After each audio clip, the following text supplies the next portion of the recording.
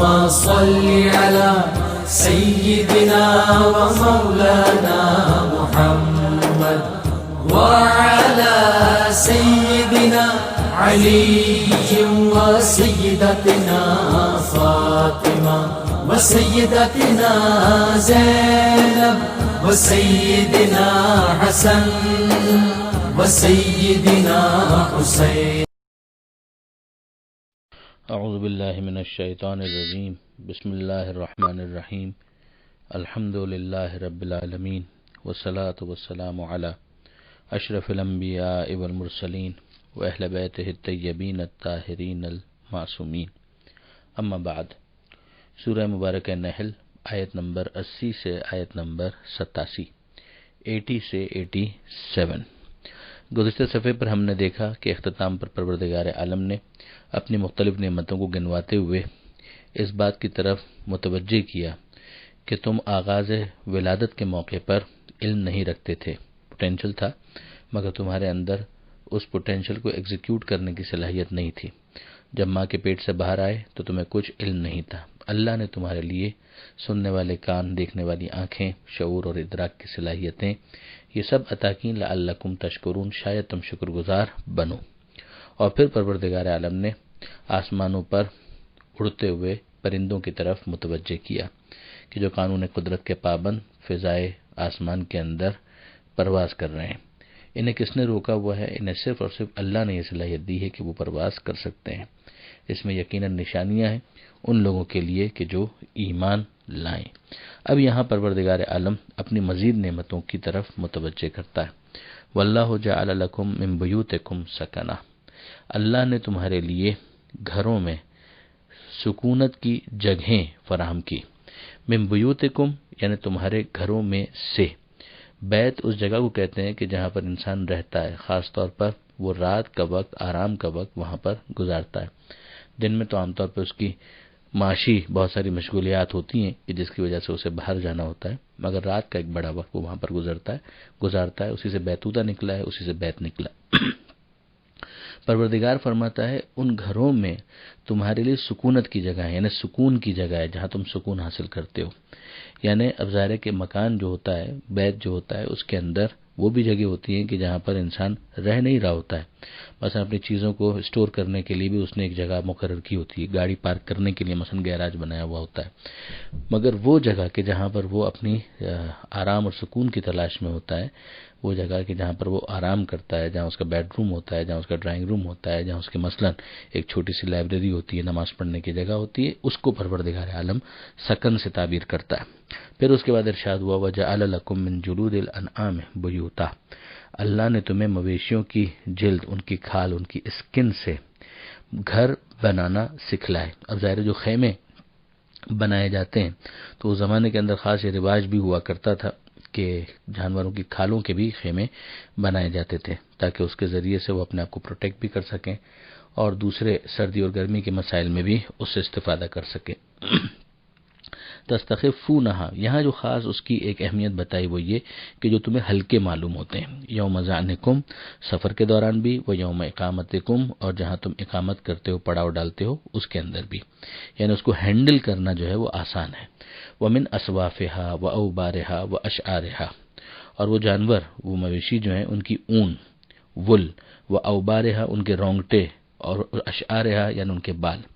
اب کچھ ظاہر ہے کہ اسکن کے اوپر جو چیزیں ہوتی ہیں وہ ایسی ہوتی ہیں کہ کافی موٹی ہوتی ہیں، تھک ہوتی ہیں، اور کچھ اس کے مقابلے میں تھن ہوتی ہیں، اور کچھ ہوتی ہیں بہت تھنر ہوتی ہیں. ان کو پروردگار عالم نے اسواف، اوبار اور اشعار سے تعبیر کیا کہ جس میں بعض قالین بنانے کے لیے استعمال ہو جاتی ہیں، بعض مثلا سویٹرز وغیرہ بنانے کے لیے استعمال ہو جاتی ہیں. پروردگار فرماتا ہے ان سے تم کیا بناتے ہو؟ اساساً و متاعاً الی حین، سامان خانہ داری ہے، تم اپنے گھر کی بہت ساری چیزیں اس سے درست کرتے ہو، ان سے بہت سے ایسی چیزیں بناتے ہو کہ جن سے تم استفادہ کرتے ہو. الی حین، ایک معینہ مدت تک. یعنی زندگی انسان ظاہر ہے کہ ہمیشہ کے لیے تو وہ دنیا میں نہیں ہے، لوگ آتے ہیں چلے جاتے ہیں، دوسرے ان کی جگہ پر آ جاتے ہیں. تو بہرحال اب جب تک یہ دنیا ہے پروردگار عالم نے یہ نظام رکھا ہے کہ جانوروں کی جلد کے اوپر موجود ان اونوں سے، رونگٹوں سے، بالوں سے بھی لوگ فائدہ اٹھا سکتے ہیں. واللہ جعل لکم مما خلق ظلالا، اور اللہ نے تمہارے لیے جن چیزوں کو بنایا ان کا سایہ بھی قرار دیا، یعنی اس سائے کو بھی پروردگار عالم نے نعمت سے تعبیر کیا ہے۔ اب یہ سایہ خاص طور پر کہ جہاں دھوپ ہو، جہاں بہت زیادہ اسکارچنگ بیمز ہیں سورج کی، وہاں پر اس کی اہمیت بہت زیادہ ہے۔ ہو سکتا ہے شہری زندگی کے اندر زندگی گزارنے والے افراد اس بات کو پوری طرح سے احساس نہ کر سکیں، مگر جو افراد شہری زندگی کے عادی نہیں ہیں وہ اس بات کو جانتے ہیں، اور ان کی تعداد بہت بڑی ہے کہ اس کی کتنی زیادہ اہمیت ہے۔ پہاڑ کا سایہ، درخت کا سایہ، اگر ایک انسان خدا نہ کرے اگر وہ ہوم لیس ہے، گھر نہیں ہے اس کے پاس، اور اتنی استطاعت بھی نہیں ہے کہ وہ ایک مثلا خیمہ لگا کر ہی رہ سکے، تو پھر اس کے لیے ان چیزوں کی امپورٹنس اور زیادہ بڑھ جاتی ہے۔ تو پروردگار عالم فرماتا ہے کہ تمہارے لیے سائے اس نے پیدا کیے، اور ہمیں یہ بھی نہیں بھولنا چاہیے کہ سب سے بڑا سایہ تو خود زمین کا ہے، کہ جس کے نتیجے میں رات بنتی ہے، اور رات جو ہے پھر انسان کے لیے آرام اور سکون کا باعث بنتی ہے۔ وَجَعَلَ لَكُم مِّنَ الْجِبَالِ أَكْنَانًا، اور اللہ نے تمہارے لیے پہاڑوں میں چھپنے کے مقامات بنائے، یعنی غار بنائے۔ وہ خود بھی ایک نیچرل پروٹیکشن ہے، اور بہت سوں کے لیے تو وہ گھر کی حیثیت رکھتا ہے، جیسے کہ اس حوالے سے بہت سی ڈاکومنٹریز بھی اویلیبل ہیں۔ وَجَعَلَ لَكُمْ سَرَابِيلَ، اور تمہارے لیے لباس بنائے، تمہیں لباس بنانا سکھلائے۔ تَقِيكُمُ الْحَرَّ، جو تمہیں گرمی سے بچاتے ہیں۔ اب یہ عربی کا ایک انداز ہے کہ ایک صفت بیان کر دی اور اس کے بعد انسانی ذہن پر چھوڑ دیا کہ وہ خود سوچے کہ جب گرمی سے بچانے والے لباس ہیں، سردی سے بھی حفاظت کرنے والے لباس ہیں۔ وَسَرَابِيلَ تَقِيكُمْ بَأْسَكُمْ، اور تمہیں وہ لباس بنانا سکھلائے کہ جن سے تم حملے کے موقع پر بچاؤ کا سامان کرتے ہو۔ یہ زرہیں جنہیں میدان جنگ کے اندر پہنا جاتا ہے، اور زمانے کے اندر تو اس کی بہت زیادہ افادیت تھی، وہ لوہے کا لباس۔ كَذَلِكَ يُتِمُّ نِعْمَتَهُ عَلَيْكُمْ، اللہ اسی طرح سے اپنی نعمت تم پر تمام کرتا ہے، یعنی کنٹینیو کرتا ہے۔ لَعَلَّكُمْ تُسْلِمُونَ، شاید تم مسلمان بنو، یعنی سر اطاعت خم کرو، کہ نعمت دینے والے کو پہچانو اور اس کے سامنے سر تسلیم خم کرو۔ اب اگر آپ تھوڑا سا اس کو گن لیجئے، گھر، خیمے، سائے، غار، لباس گرمی اور سردی کے مقابلے میں، اور لباس جو انسان میدان جنگ میں پہنتا ہے، ان سب کو پروردگار نے یہاں پر گنوایا۔ اب اس کے بعد پیغمبر اکرم کو تسلی دی جا رہی ہے۔ فَإِن تَوَلَّوْا، اے حبیب اگر یہ لوگ منہ پھیریں، فَإِنَّمَا عَلَيْكَ الْبَلَاغُ الْمُبِينُ، تو آپ کے ذمے پر صرف اور صرف بلاغ مبین ہے، یعنی پیغام کو صاف صاف پہنچا دینا۔ یعنی یہ آیتیں آ گئیں، ان آیتوں کو پیغمبر بیان کریں گے، ان آیتوں کو فردر ایلوبریٹ کریں گے، خدا کی مزید نعمتوں کی طرف متوجہ کریں گے، مگر پھر بھی اگر کوئی شخص جانتے بوجھتے انکار کرنا چاہے تو پیغمبر اکرم کے ذمے پر کچھ بھی نہیں ہے۔ پیغمبر کی ذمہ داری اتنی ہی تھی کہ وہ پیغام کو صاف صاف پہنچا دیں۔ یعرفون نعمت اللہ ثم ینکرونہا، یہ نعمت کو پہچانتے ہیں کہ یہ نعمت اللہ کی طرف سے ہے، یہ اللہ کی نعمتوں کو جانتے ہیں، پہچانتے ہیں، ثم ینکرونہا، پھر اس کے بعد اس کا انکار کرتے ہیں۔ یعنی ان کا کنفیوژن سمجھنے کا نہیں ہے کہ انہیں کنفیوز ہو چکے ہیں، سمجھ میں نہیں آ رہا ہے کہ یہ نعمت دینے والا کون ہے، نہیں پہچان رہے ہیں۔ یعنی کفر جہودی کی ایک قسم ہے کہ جس میں جانتے بوجھتے انکار کیا جاتا ہے۔ ثم ینکرونہ، پہچاننے کے بعد یہ انکار کرتے ہیں۔ وَأَكْثَرُهُمُ الْكَافِرُونَ، اور ان کی اکثریت کفار پر مشتمل ہے، یعنی انکار کرنے والے ہیں۔ وَيَوْمَ نَبْعَثُ مِنْ كُلِّ أُمَّةٍ شَهِيدًا، اور اس دن کے جب ہم ہر امت میں سے ایک گواہ اٹھائیں گے۔ وہ گواہ کون ہوگا؟ خود پیغمبر، اس قوم کے اندر موجود نبی۔ ثم لا يؤذن للذین کفروا، پھر اجازت نہیں دی جائے گی ان کو کہ جنہوں نے کفر اختیار کیا۔ کس چیز کی؟ توبہ کی اجازت۔ اور یہ توبہ یہ دنیا میں کریں تو کافر ہی کیوں رہیں گے، مگر جب یہ میدان قیامت میں آ گئے تو وہاں تو چاہیں گے کہ توبہ کریں، مگر اس موقع پر ان کو اجازت نہیں دی جائے گی۔ وَلَا هُمْ يُسْتَعْتَبُونَ، اور نہ انہیں خوشنودی حاصل کرنے کا موقع ہوگا، یعنی یہ موقع نہیں ہوگا کہ وہ خدا کو راضی کر سکیں۔ یعنی اگر یہ کام وہ کرنا چاہتے ہیں اسی دنیا میں، اسی مہلت کے پیریڈ کے اندر اس کام کو انجام دیں، توبہ کریں، خدا کو راضی کرنے کے کام کریں، لیکن وہاں اگر پہنچے اور انہوں نے دنیا میں یہ کام نہ کیا ہوا تو پھر وہاں کہاں موقع ہوگا؟ وہ تو رزلٹ کے اناؤنسمنٹ کا ڈے ہے، وہ کوئی امتحان کے انجام دینے کا یا امتحان میں مبتلا کرنے کا دن نہیں ہے۔ امتحان کی جگہ جہاں پر انسان اپنے آپ کو پروف کر سکتا ہے وہ یہ دنیا ہے۔ وَإِذَا رَأَى الَّذِينَ ظَلَمُوا الْعَذَابَ، یہ مہلت دنیا میں بھی کب تک ہے اس کو سمجھایا جا رہا ہے کہ جب دیکھیں گے وہ کہ جنہوں نے ظلم کیا، کیا دیکھیں گے؟ عذاب کو۔ فَلَا يُخَفَّفُ عَنْهُمْ، تو اس میں تخفیف نہیں ہوگی، یعنی کوئی کمی نہیں ہوگی۔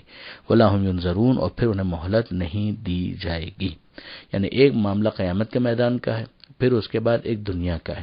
دنیا میں کب تک ہے؟ جب تک وہ عذاب کو دیکھ نہ لیں۔ ایک دفعہ عذاب دیکھ لیا تو پھر تو فرعون والا معاملہ ہے کہ وہ ایمان لے بھی آیا تو کوئی فائدہ نہیں ہے۔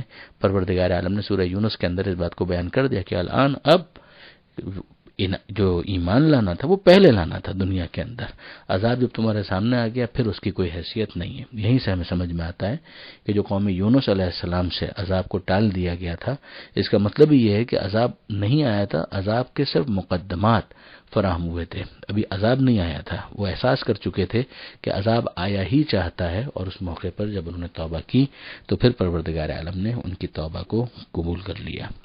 وَإِذَا رَأَى الَّذِينَ أَشْرَكُوا شُرَكَاءَهُمْ، پھر میدان قیامت کی منظر کشی ہے کہ جب مشرک لوگ اپنے شریکوں کو دیکھیں گے، یعنی جن کو وہ خدا کا شریک بناتے تھے، تو وہ کہیں گے قالوا ربنا هؤلاء شركاؤنا، اے ہمارے پروردگار یہ ہیں وہ کہ جن کو ہم نے شریک بنایا تھا اپنا، یعنی تیری بارگاہ میں ہم نے ان کو اپنا شریک قرار دیا تھا۔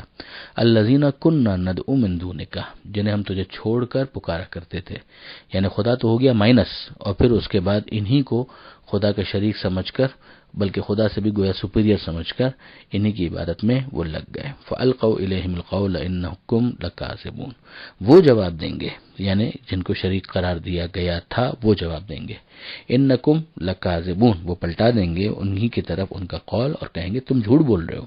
اب ظاہر ہے کہ یہ وہ ہو سکتے ہیں کہ جو خود معبود بننے پر راضی نہ ہو اور ان کو خواہ مخواہ خدا کے ساتھ شریک قرار دے دیا جائے۔ فرعون ظاہر اس کیٹیگری کے اندر نہیں آئے گا، وہ تو خود اعلان کرتا تھا کہ میں تمہارا رب اعلیٰ ہوں۔ وَأَلْقَوْا إِلَى اللَّهِ يَوْمَئِذٍ السَّلَامَ، تو یہ لوگ پھر خدا کے سامنے سر اطاعت خم کر دیں گے، پھر تو وہ کہیں گے کہ اے پروردگار اب آج کے دن ہم مسلمان بنتے ہیں، تیری بات کو قبول کرتے ہیں، مگر ظاہر ہے کہ اس وقت قبول کرنا فائدہ مند نہیں ہوگا۔ وَضَلَّ عَنْهُمْ مَا كَانُوا يَفْتَرُونَ، اور ان سے وہ سب چیزیں غائب ہو جائیں گی جو وہ غلط باتیں بنایا کرتے تھے، افترا کرتے تھے۔ آیت نمبر 87 پر یہ صفحہ الحمدللہ مکمل ہوا۔ پروردگار عالم سے دعا ہے قرآن پڑھنے، سمجھنے اور عمل کرنے کی توفیق عطا فرما، اور وارث قرآن امام زمانہ کے ظہور میں تعجیل فرما۔ وآخر دعوانا ان الحمد للہ رب العالمین، والسلام علیکم ورحمۃ اللہ۔